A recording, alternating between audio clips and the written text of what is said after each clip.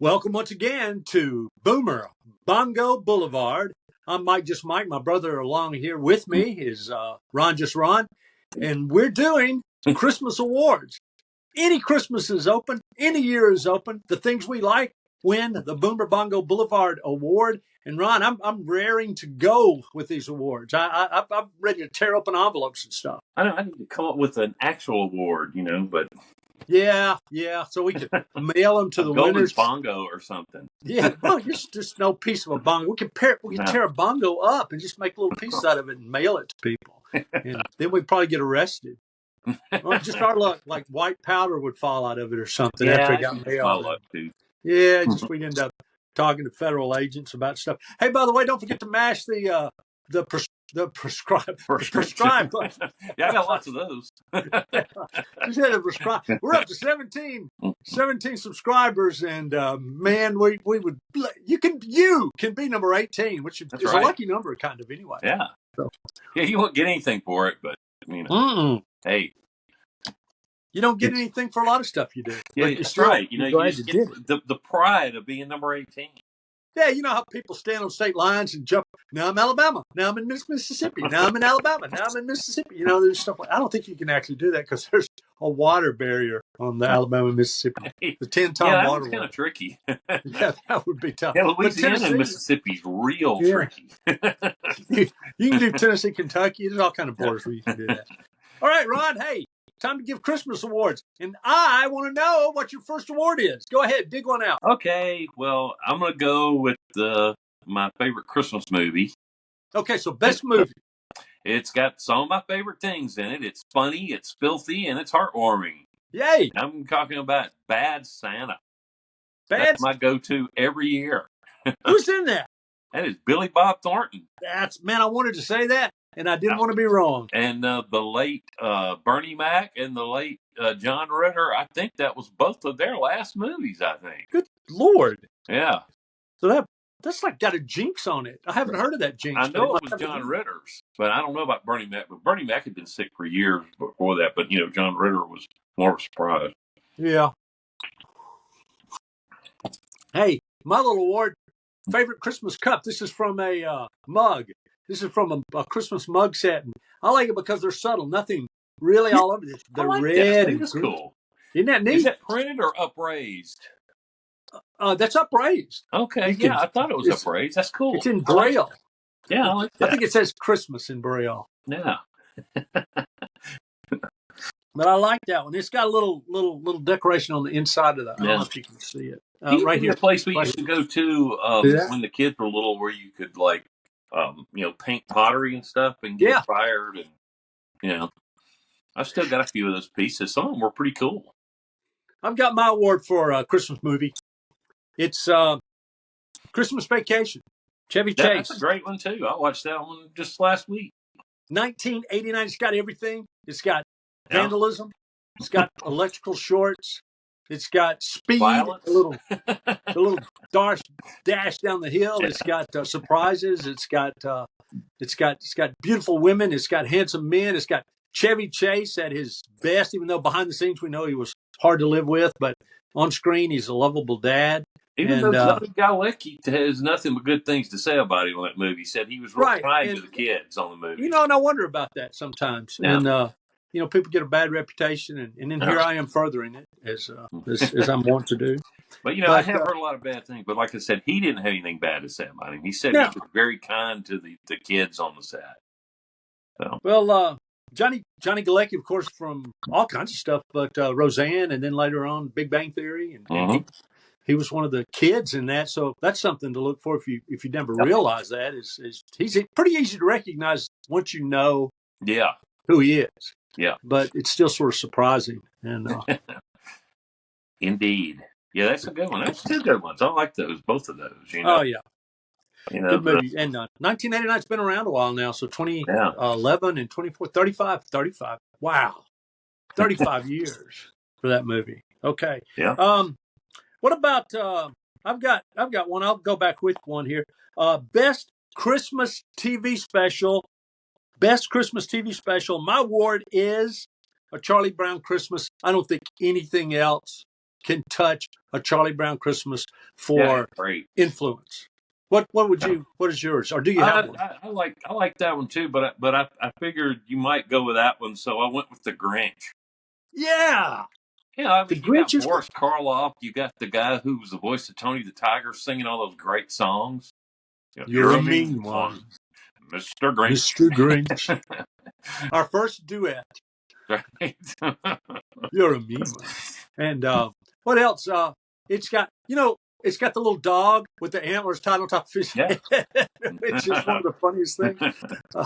And I've had bad dreams about that sledding trip down the mountain. I've had dreams that were sort of like that. And you wake up and you go, oh my gosh, thank goodness I'm not under this giant rock. That always reminds me of a couple of dogs I've had in the past. Oh, just eager to please. No matter who you are, what you are. In fact, it reminds me of a couple I have right now. Oh, wow. Because I have 2 little dogs and a big dog. Your turn. Give us an award.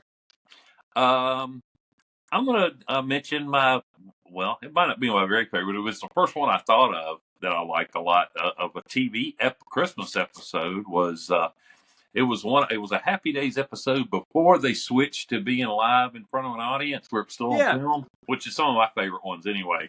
Right. I think the show was better then.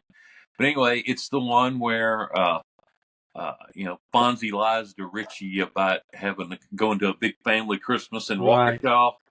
Right. And he hides out at the garage, and Richie catches him, and ends up makes an excuse to get him to come over to the house, and they kind of trick him into staying. It's a good one. Oh, I've seen that one. Everybody, if you haven't seen it, it usually gets shown a lot this time of year. Yeah. One I always like, and it's really underrated, and this show actually had a couple of Christmas episodes. But do you remember the TV series Alice? Yeah. And, the restaurant workers. Yeah, and, I remember it very well. Flo and all that had a good cast, and it was on for quite a while. And they had a Christmas episode once where the electricity messed up at the diner. And at the end of it, this dude came out of nowhere to fix it. And after he was gone, they were kind of thinking he might have been Santa Claus. Yeah. It was a good one. Yeah. And underrated. That's always one of my choices for sort of an underrated comedy series anyway. Yeah. Even when you see it come on, and maybe you're just sitting there, you're too lazy to get up and move, you can't find the remote, and you end up, and it's always a little better than you remember. You end up going, that wasn't a bad show. Yeah. Not a bad show at all. And wasn't the greatest. It wasn't the Mary Tyler Moore Show or Dick Van Dyke or Big Bang Theory or Friends or anything like that, or Seinfeld. But it was every once in a while it just kind of tug at your heartstrings a little, and sometimes way funnier than you think. Okay, I'm coming back. You did. I wanted best Christmas poem. Did you have a best Christmas poem? Well, I wish I could remember some of the parodies I've done of The Night Before Christmas, because I've done a ton of them. Oh, that were very funny. Some of them were kind of dirty and maybe even a little racist, but no, they were funny. But I did one once about the Saints. Well, this is it was the night before Ditka. It was right before they fired Ditka. The night before Ditka. Yeah, how the stuff, it was basically Ditka was like wandering around the Superdome, was kind of suicidal and stuff. It was pretty funny. Do you think this The Night Before Christmas, which is also the original title, was A Visit from St. Nicholas? I don't know if you know that, but that was the original title, and it's still used occasionally. And it's also got 2 current titles: "'Twas the Night Before Christmas," or the simpler "The Night Before Christmas," which is an edition that I have here. And that's probably the most parodied poem in the world, wouldn't you think? Yep, that and the most parodied thing on television is, of course, Christmas Carol. Why did you bring it up? Christmas Carol. A Christmas Carol. Yeah. That's been parodied. That's been done. I don't think there's a show that hasn't done that. But it has to be somebody who has a show or access to making a movie or something along those lines. And like you said, regular people, mm-hmm. auto mechanics, do little mini parodies of "'Twas the Night Before Yep. Christmas." But this is something we picked up in Kroger, my grandson and I, just the other day. Yeah. Ron, it is, and I started reading it. He wanted to read it, and boy, the illustrations are great. And this version was available at Kroger, and I really, really, really recommend it. And it's, of course, Clement Moore generally gets the credit for writing A Visit from St. Nicholas or "'Twas the Night Before Christmas," but other people, but it was published anonymously. And so occasionally some yo-yo comes in and tries to claim credit. Maybe Moore's the guy who came in and claimed credit. I've never understood that. You have to be lying if you're not the author and you claim credit, because nobody could have accidentally written anything like this. Or maybe some people are just delusional. Maybe they're ill. But it's such a great poem. It's actually a really, really, really good poem on a standing as a poem. I mean, this little interlude right in the middle, I think, I'm not going to read the whole thing, but this part where the author, the narrator, is looking out on the lawn. He's trying to spot what's the matter, if you remember.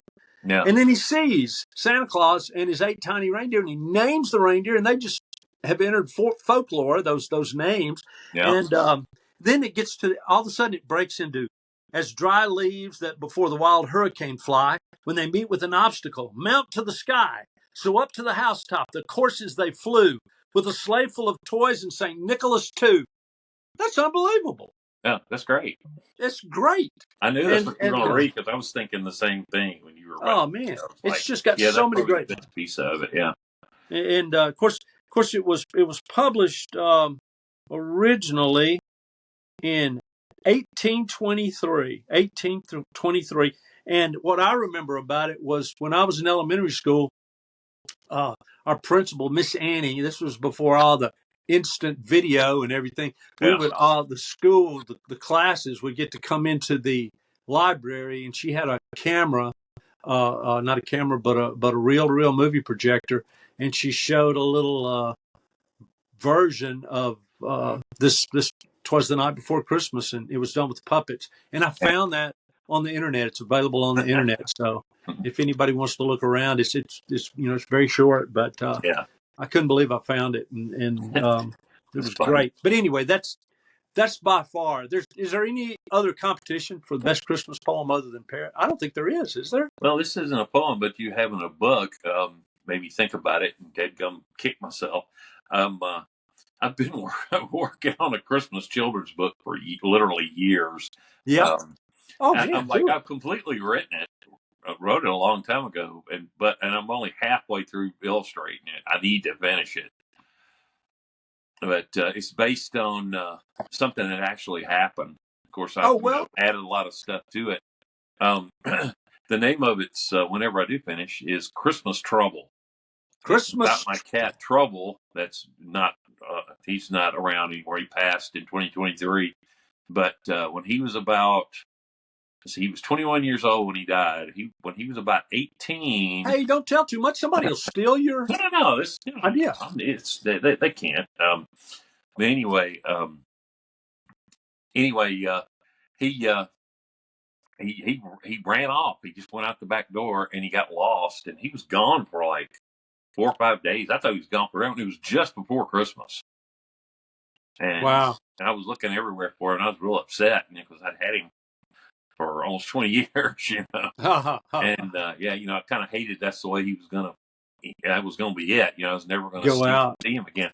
But anyway, I put his picture out everywhere online, and this lady put a picture of him up that she found him, and everybody on the internet kind of hooked me up with that lady, and he was like 4 miles down the road and across a busy highway. Oh no! Yeah, and as soon as I saw the picture, I was going, "Man, that's my boy." Merry Christmas. Yeah, and I went and got him on Christmas Eve. Went over there, and it was funny. He recognized my car. She was standing out in the road, and I was probably about 100 and something yards away, and I could see him do like this. She was holding him. I could see him do that and go. And he was like meow. I see he was meowing real loud. He saw me, man.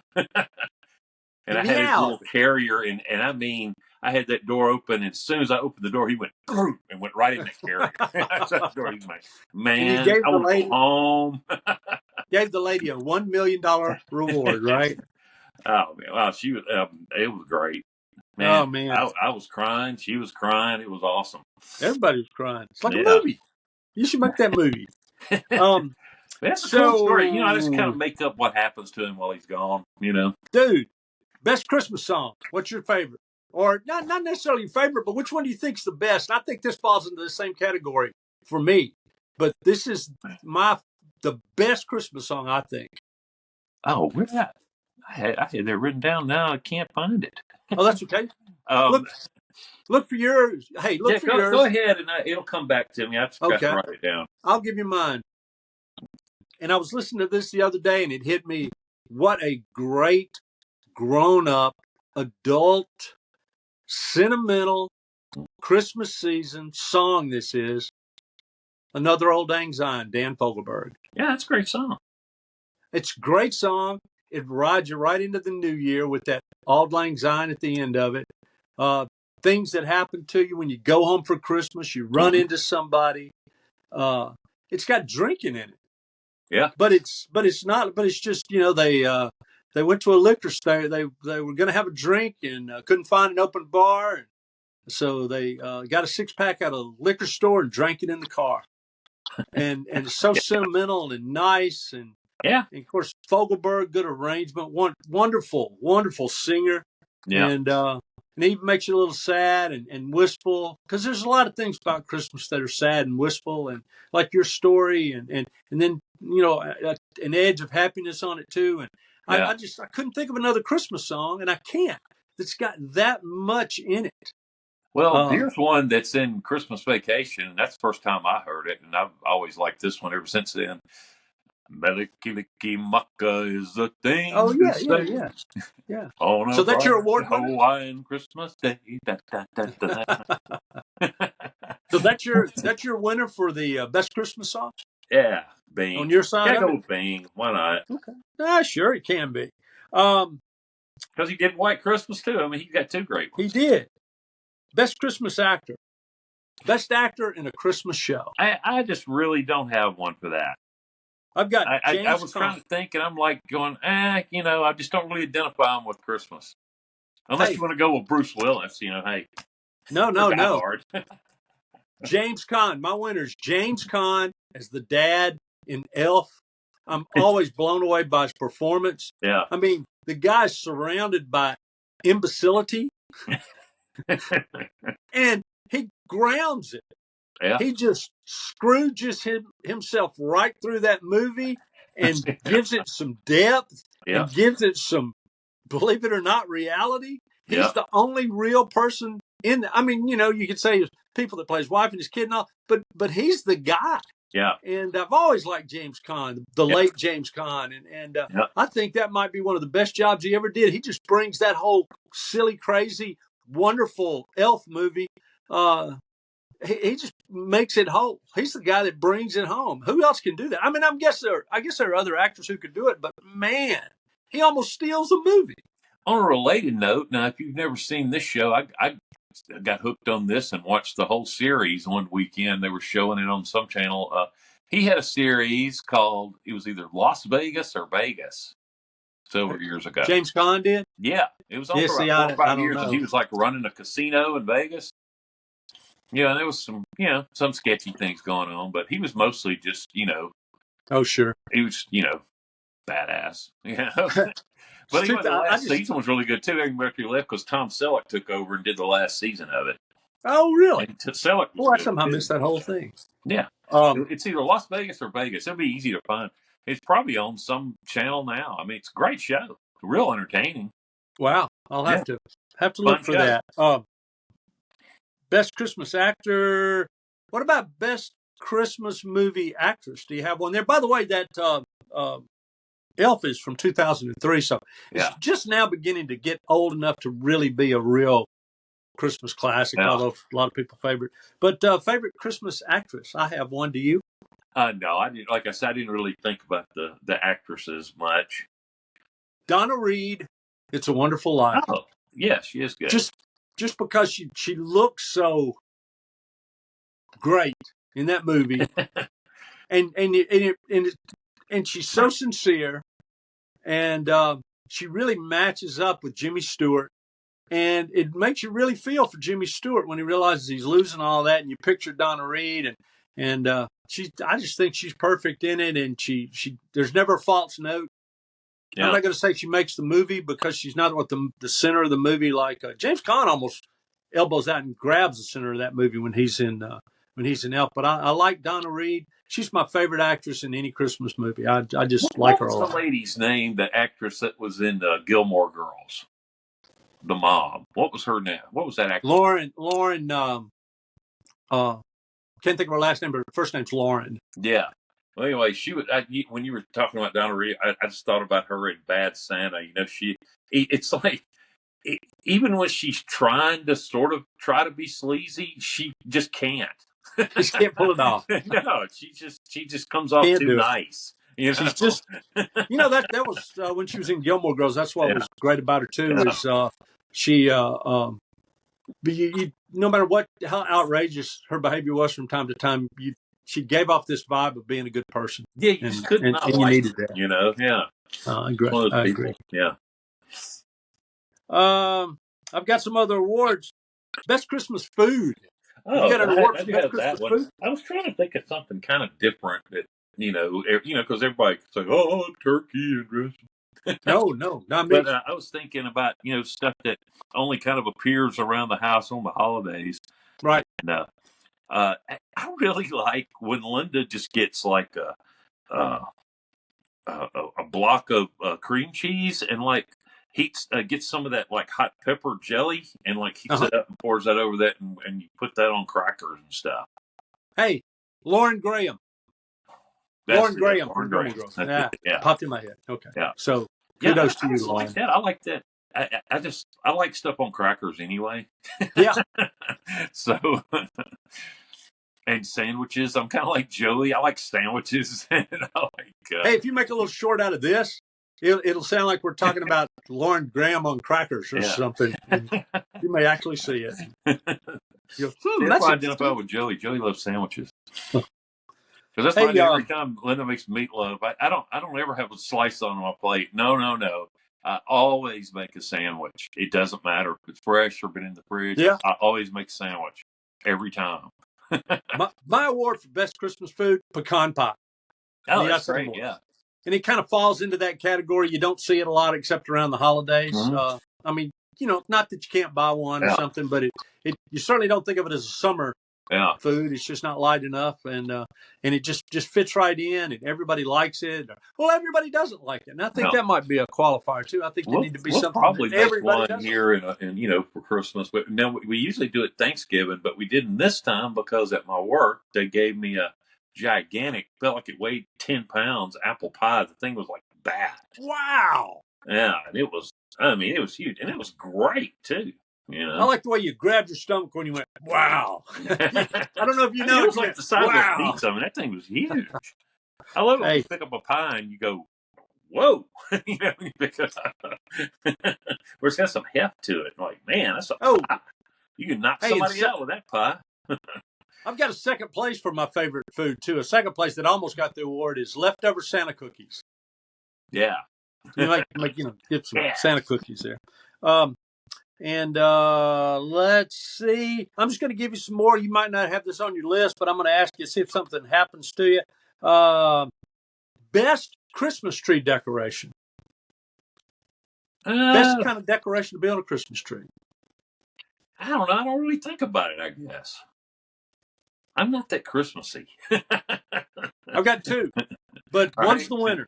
Okay? Here's the winner.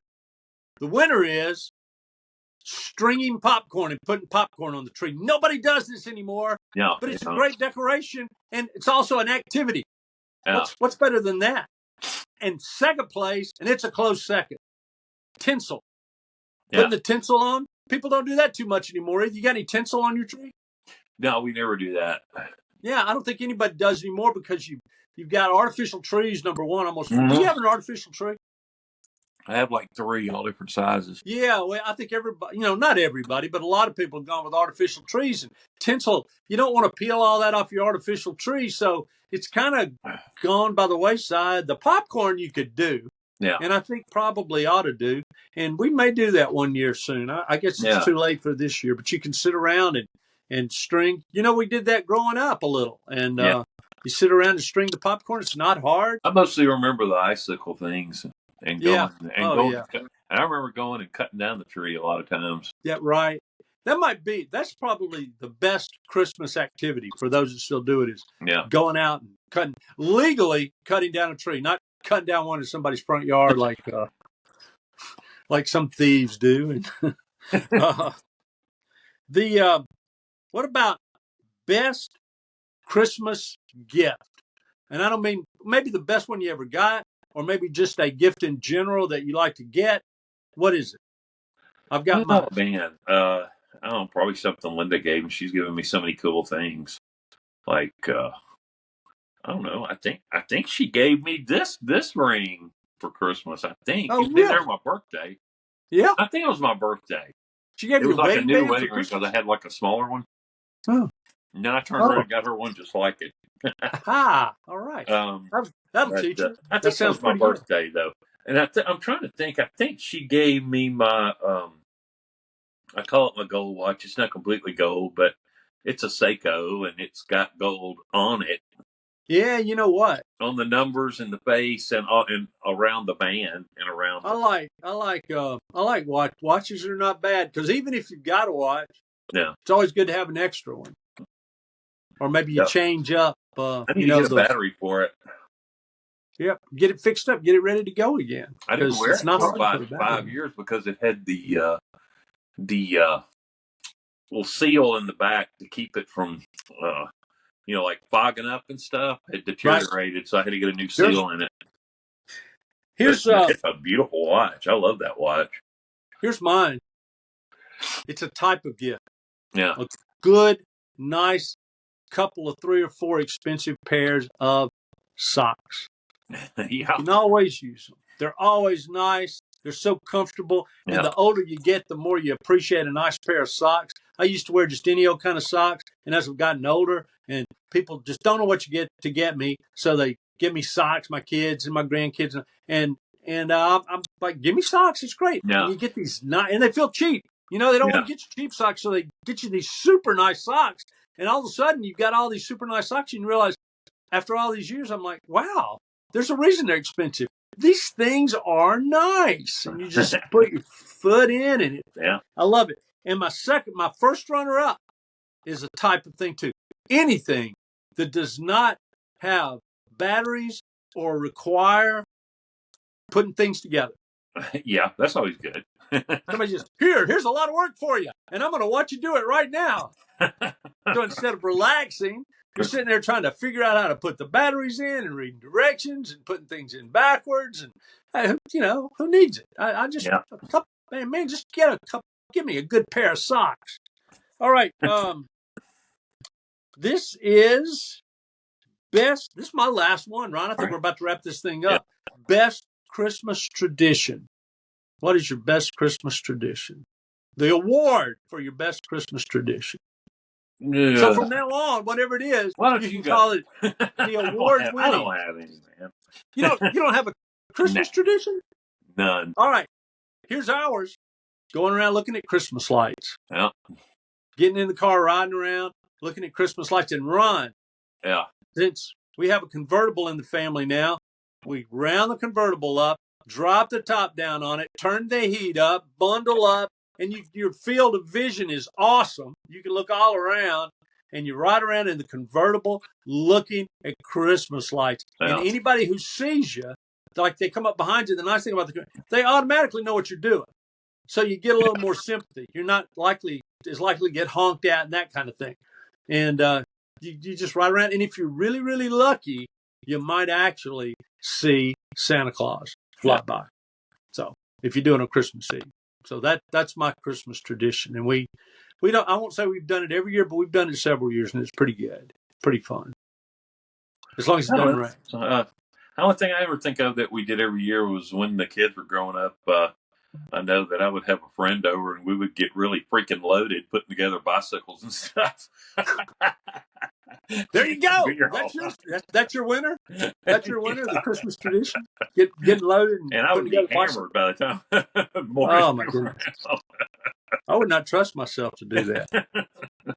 Putting together bicycles. Oh man! One night I set up. They probably do that at Walmart too. One of the kids wanted a train, and I didn't know that when you have an electric train, you have to run that engine in.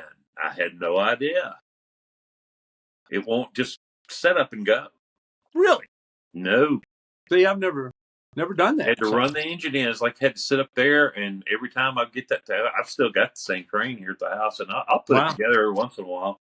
Yeah. But yeah, every time you do, you got to get that engine and you run it around there for about a half an hour, and then you add a car and you run that for about and you add another one. That's the only way you can get it to do it. I'm looking back over to see if we left anything out. We leave anything out that you wanted to add, Ron? Nah. Me either. Boomer Bongo Boulevard, Christmas Awards Show. And I think we finished, episode. Ron. Yeah, our 50th, number 50.